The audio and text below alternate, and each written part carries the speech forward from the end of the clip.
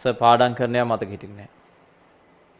ඔක පුතේ විභාගේ කිට්ටුවේදී ඔයාට විතරක් නෙමෙයි ඔක මමත් මුහුණ දුන්නු ප්‍රශ්නයක්.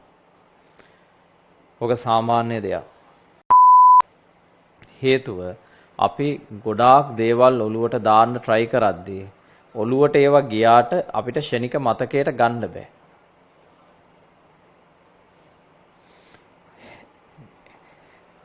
මම ඇත්තටම පාඩම් කරයි යද්දී යම්කිසි සබ්ජෙක්ට් එකක් මට හොඳටම වැදුනයි කියලා මට තේරෙන්නේ.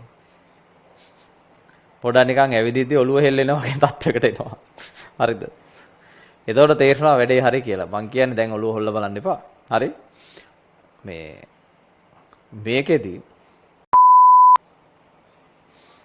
ඔය පාඩම් කරද්දි අමතක වෙන එක පුතේ ඔක සාමාන්‍ය දෙයක්. මේ බොහෝ දරුවන්ට මට කියන්න තියෙන දෙයක් තමයි ඔය ගොඩක් පුතාලා දුවලා එකක් ඕගොල්ලන්ට මේ වගේ විභාග අත්දැකීමක් නැති නිසා ෆස්ට් දරුවෝ ගොඩක් කලබල වෙලා ඉන්නේ. ඔයාලාට මේක පාස් වෙන්න පුළුවන් වේද? සමහර දරුවෝ ඉන්න මට C එකක් වගේනේ දැනට පේපර් වල ඉන්නේ ලකුණු තියෙන්නේ. එතකොට මට මේක පාස් වෙන්න පුළුවන්. හරි. ඒක පුළුවන් පාස් වෙන්න. හැබැයි ඔයා මෙහෙම හිතන්න එපා මං දැන් ඉන්නේ C මට්ටමේනේ. එතකොට මට A level වලට C එකක් ඒද කියලා C මට්ටමින් වැඩ කරන්න එපා. ඔයාට පුළුවන් උපරිමේ කරන්න. හරි. උපරිමේ කරන්න යද්දී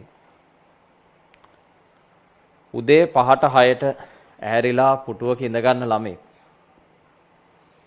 වැඩ කරගෙන යද්දී ඔයාට නැගිටලා ගිහිල්ලා වෙන වැඩක් කරන්න හිතෙනවා. සමහරවල් නැගිටලා ගියාම ගෙදර අයත් එක්ක කතාවට සෙට් වෙනවා. මේ විභාගෙට දවස් 43ක් තියෙනවා කියන එක අමතක වෙනවා. එතකොට අවුට් යනවා.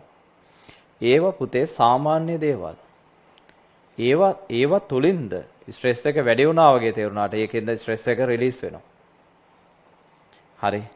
ඒ කියන්නේ ස්ට්‍රෙස් ලෙවල් එක වැඩි වෙන්න එක හේතුවක් ඔයාලා තනියෙන් ගොඩක් පාඩම් කරන්න පෙළඹීම. ඒතර ඔයාලා ටිකක් වටේ පිටේ අයත් එක්ක ගෙදර අයත් එක්ක කතා කළාට යාළුවොත් එක්ක chat කළාට ඕක පාඩුවක් වෙන්නේ නැහැ. ඕවා බැලන්ස් වෙලා යනවා. මේ වෙලාවේ ලොකු පීඩනයක් ඕගොල්ලන්ට ලැබෙනවා. හරි. මේ පීඩනය අවම කරගන්න එක තමයි මූලිකව අපි කරන්න ඕනේ වැඩේ.